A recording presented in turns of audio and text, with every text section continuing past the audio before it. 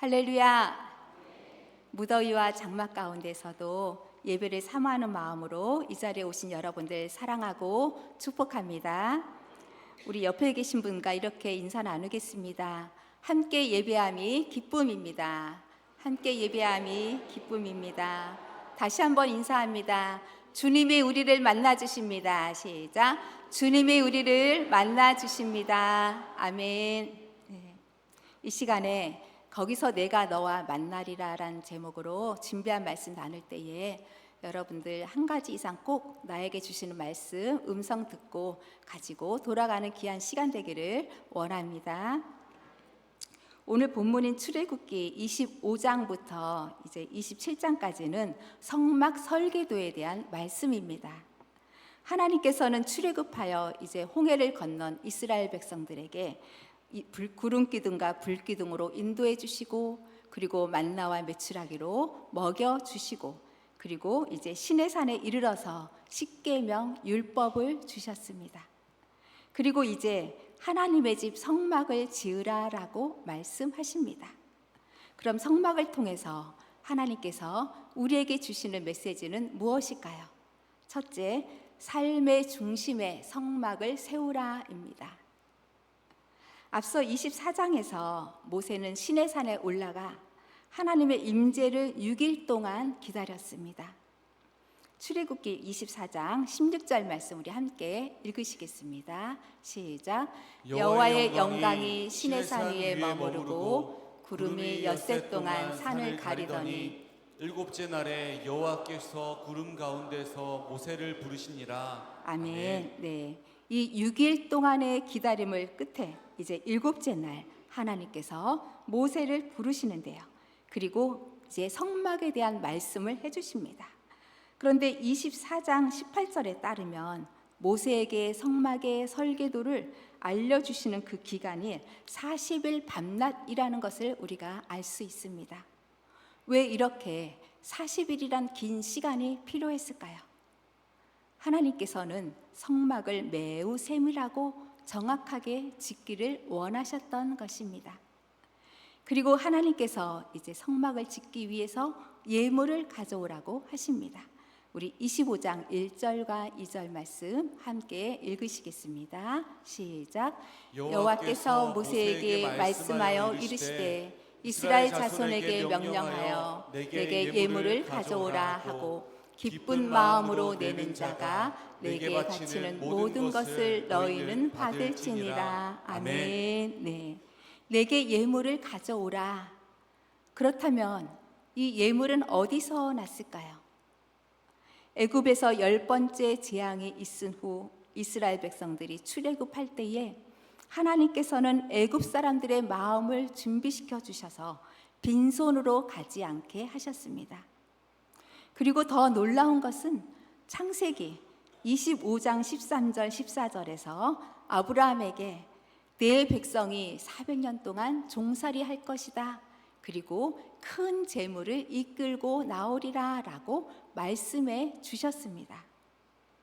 빈손으로 나와도 하나님께서 충분히 먹이시고 입히시고 하실 텐데 왜 이렇게 재물에 집중하시는 것일까요?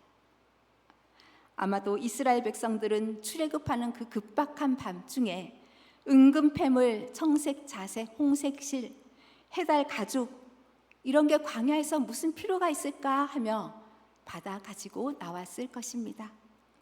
그런데 이제 알게 됩니다. 아, 이거로 성막을 지으라는 것이었구나. 하나님의 이러한 놀라운 계획이 있으셨구나. 하나님은 이미 창세기 때부터 광야에 성막을 짓기로 계획하셨습니다. 우리도 문제를 만났을 때 그러죠. 그 당시에는 전혀 깨닫지 못하다가 이제 세월이 지난 후 아, 그래서 그랬구나. 하나님의 이러한 뜻이 계셨구나 하고 우리가 깨달을 때가 있습니다. 우리는 하나님의 생각과 계획을 다 알 수 없습니다. 알만 하면 또 다른 비밀이 있고 그리고 깨닫고 나면 또 다른 놀라운 섭리가 있음을 발견하게 됩니다. 그러므로 모든 상황 속에서 하나님의 주권을 인정하고 그리고 순종하는 훈련이 필요합니다. 나의 상식으로 이해되지 않아도, 내 마음에 들지 않아도 내 영혼을 살리시고 일으키시는 그 하나님의 말씀에 순종하는 훈련이 필요함을 믿으시기를 바랍니다. 성소를 짓는데도 원칙이 있습니다. 우리 8절과 9절 함께 읽으시겠습니다. 시작. 내가 그들 중에 거할 성소를 그들이 나를 위하여 짓되 무릇 내가 내게 보이는 모양대로 장막을 짓고 기구들도 그 모양을 따라 지을지니라. 아멘. 네. 첫 번째 원칙은 뭔가요? 나를 위하여 짓되, 주를 위해서 지으라이지요. 우리가 주님을 위해서 드려지는 그 예배와 봉사와 헌신 깊이 들여다보면은 그것이 순수하게 주님만을 위한 것이었는가 한번 돌아보면 좋겠습니다. 그리고 두 번째 원칙입니다. 하나님이 주신 모양대로 지으라. 네. 우리가 좋다고 하나님도 다 좋은 게 아니라는 것이죠. 우리에게는 만족한데 하나님께 불이한 일이라면 멈춰야 합니다. 그럼 하나님께서 이스라엘 백성들에게 성막을 주시는 목적은 무엇일까요? 출애굽기 25장 8절을 새번역 성경 버전으로 우리 함께 읽으시겠습니다. 시작. 내가 그들 가운데 머물 수 있도록 그들에게 내가 머물 성소를 지으라 하여라. 아멘. 아멘. 네. 성막 사진을 좀 띄워주시겠어요? 네. 민수기를 보면 성막은 이렇게 이스라엘 진영의 중심에 있었고 12지파는 동남서북으로 나누어서 그 주위를 둘러싸서 진을 쳤습니다. 성막은 하늘 높은 산 위에 세워진 신비로운 장소가 아니라 백성들의 삶 한가운데 세워졌습니다. 이것은 무엇을 의미하는 것일까요? 하나님께서는 자기 백성과 멀리 떨어져 계시는 분이 아니라 그들의 삶 가운데 함께 거하시는 분임을 보여주고 있는 것입니다.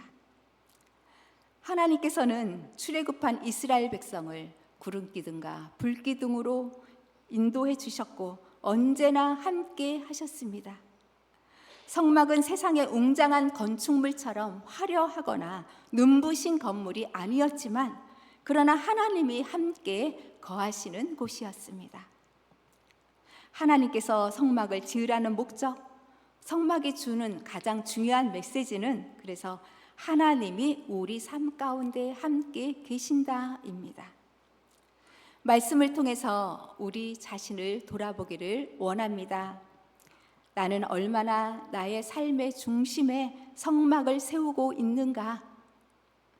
우리 신앙인들에게 가장 위험한 것 중에 하나가 있는데요. 삶의 여러 모드를 만들어가면서 살아가는 것입니다. 마치 방을 여러 개 이렇게 만들어 놓고 그리고 상황에 따라서 이 방으로 들어갔다 저 방으로 들어갔다 하듯 교회에서의 모두와 직장에서의 모두 그리고 가정에서의 모두가 모두 다르고 그리고 각 자리에서 전혀 다른 사람처럼 살아가는 것입니다. 더 큰 문제는 그렇게 살아가면서도 아무런 갈등이나 양심의 가책을 느끼지 않는다는 것이죠. 우리가 장소와 사람에 따라서 전혀 다른 모습으로 살아간다면 우리 삶 가운데 거하기를 원하시는 하나님께서 얼마나 슬퍼하실까요? 사랑하는 성도 여러분, 우리 삶의 중심에 성막을 세운다는 것은 어떤 의미일까요? 그것은 어디서나 하나님을 의식하며 살아가는 삶, 매 순간마다 하나님의 뜻을 구하며 살아가는 삶을 말합니다. 어제 하루를 돌아보시기 바랍니다. 어제 하루 크고 작은 결정 가운데 하나님과 함께 의논한 일은 얼마나 되셨는지요? 하나님의 뜻을 먼저 구한 순간이 어떠하셨는지요? 이스라엘 공동체 한 복판에 성막이 있었듯이 우리 삶의 중심에 하나님께서 거하시는 성막을 세우기를 원합니다. 하나님이 우리 삶의 한 복판에 계시어서 우리의 주인 되시는 삶, 이것이 우리 인생의 존재의 이유와 목적이 되길 간절히 소망합니다. 성막이 주시는 두 번째 메시지는 속죄소 앞으로 나아가는 은혜입니다. 성막의 설계도를 주신 하나님께서는 이제 성막 짓는 순서를 정해 주십니다.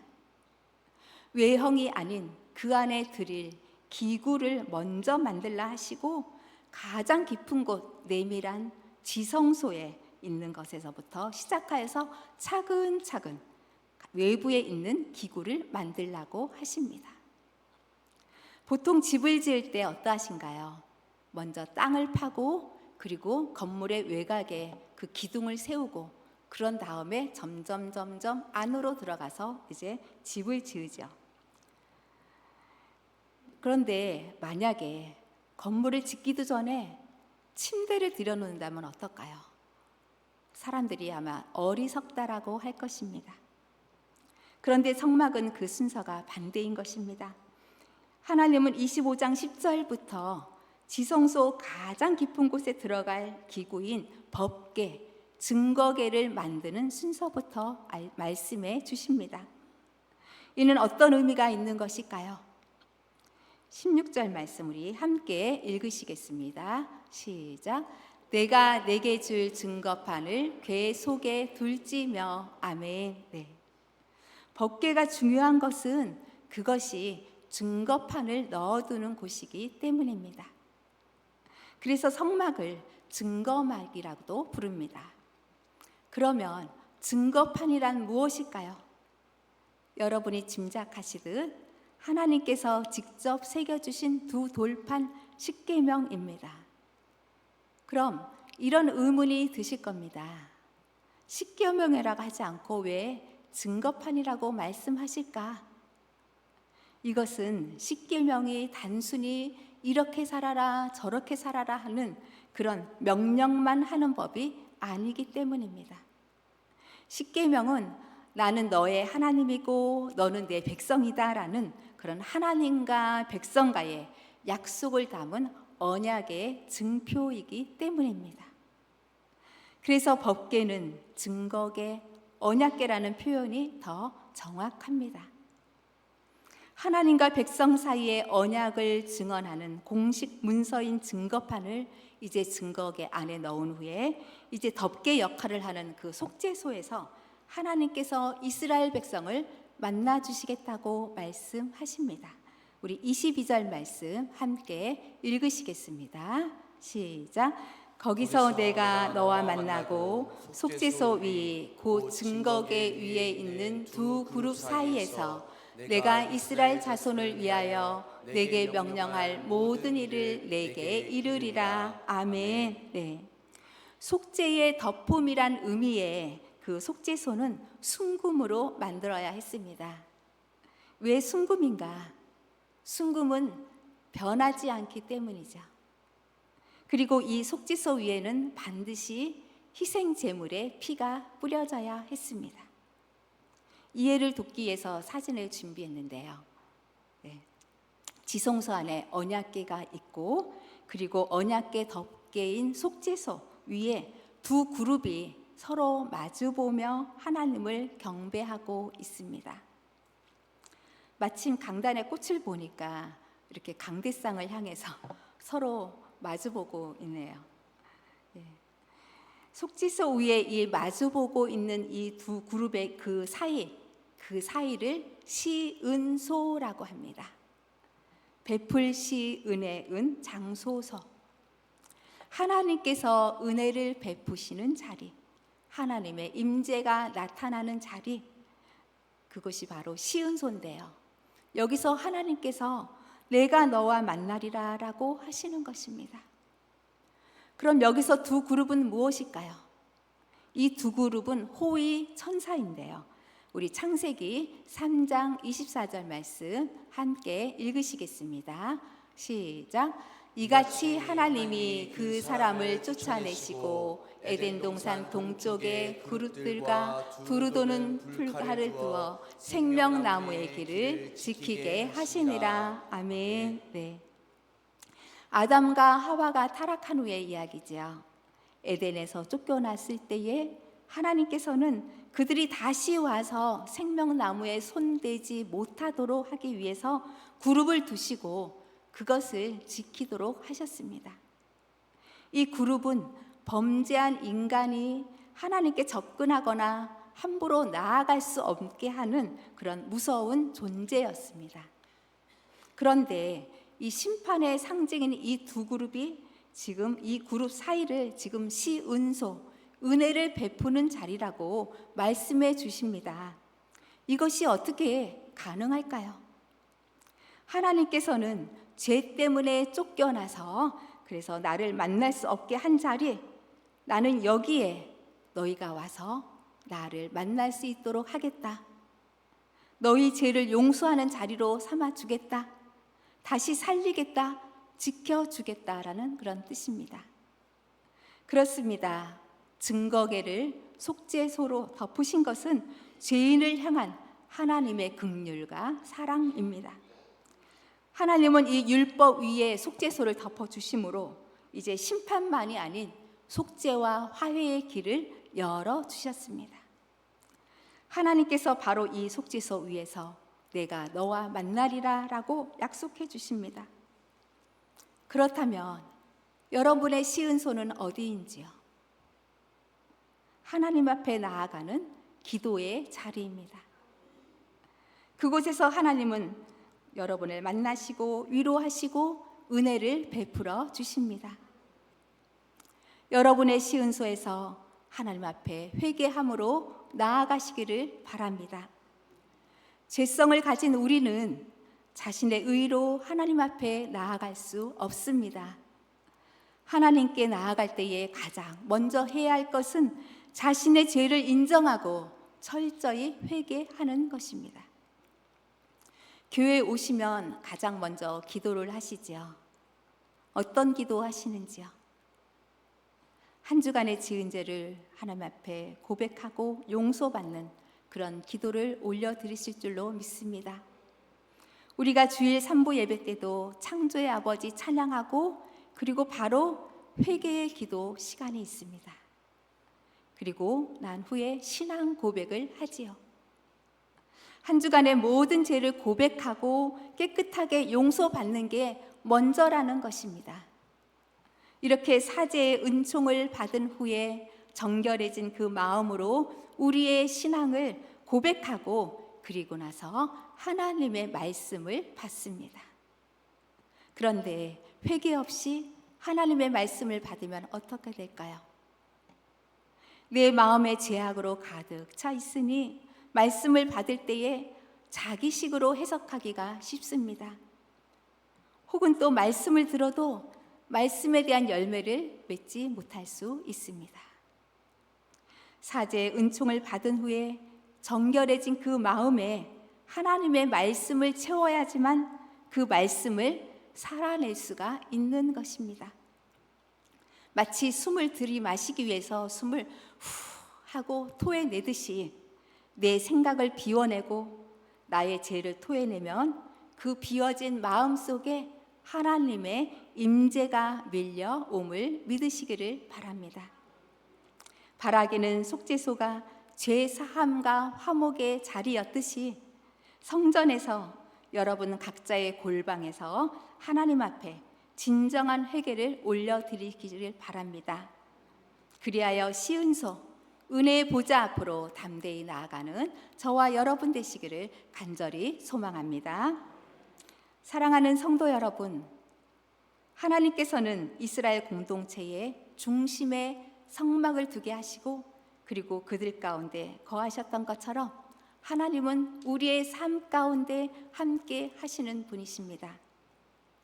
그런데 혹시 하나님을 바라보는 나의 관점이 내가 이해되고 내가 경험한 것에만 머물러 있으시지는 않으신지요?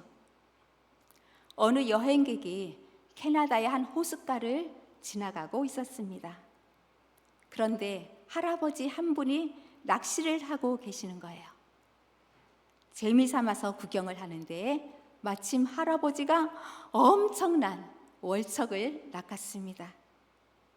어찌나 물고기가 큰지 흥분된 마음으로 쳐다보고 있었는데 이상하게 할아버지가 그 엄청난 물고기를 호수에 풀어주는 것이었습니다. 계속 지켜보았더니 흥미롭게도 그 할아버지는 큰 물고기가 잡히면 풀어주고, 그리고 손바닥만한 작은 물고기가 잡히면 자신의 그물망에 넣는 일을 반복하였습니다. 너무도 이상한 나머지 여행객이 할아버지에게 다가가서 물었습니다. 할아버지, 왜 큰 물고기가 잡히면 놓아주고 그리고 작은 물고기만 가져가시나요? 그랬더니 할아버지께서 하시는 말씀이 그게 그렇게도 궁금하나? 우리 집 후라이팬 사이즈가 25cm거든.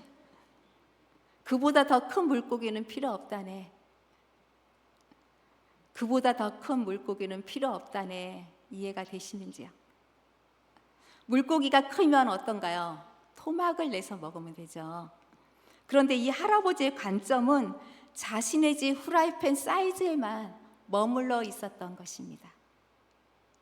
여러분의 하나님의 임재에 대한 생각, 하나님의 임재에 대한 믿음의 사이즈는 어떠신지요? 하나님은 오늘도 우리 삶의 중심에 함께 하시기를 원하시는데, 그런데 내 생각의 후라이팬에 갇혀서 하나님의 임재를 제한하고 있지는 않은지 돌아보기를 원합니다. 우리는 찬양하며 고백합니다. 내가 매일 십자가 앞에 더 가까이 가오니 구세주에 흘린 보배 피로써 나를 정케 하소서. 이렇게 찬양하며 예수 그리스도의 보혈의 공로를 의지하며 날마다 하나님 앞에 나아가고자 고백합니다. 그럼에도 고난과 역경이 오면 어떠하신가요? 하나님께서 멀리 계신 것처럼 느껴지지는 않으셨는지요? 내게 주신 것에 감사하다가도 나도 모르게 우울해지고 나 스스로를 무기력하게 만듭니다. 무엇이 문제일까요? 내 안에 내가 너무 많기 때문입니다.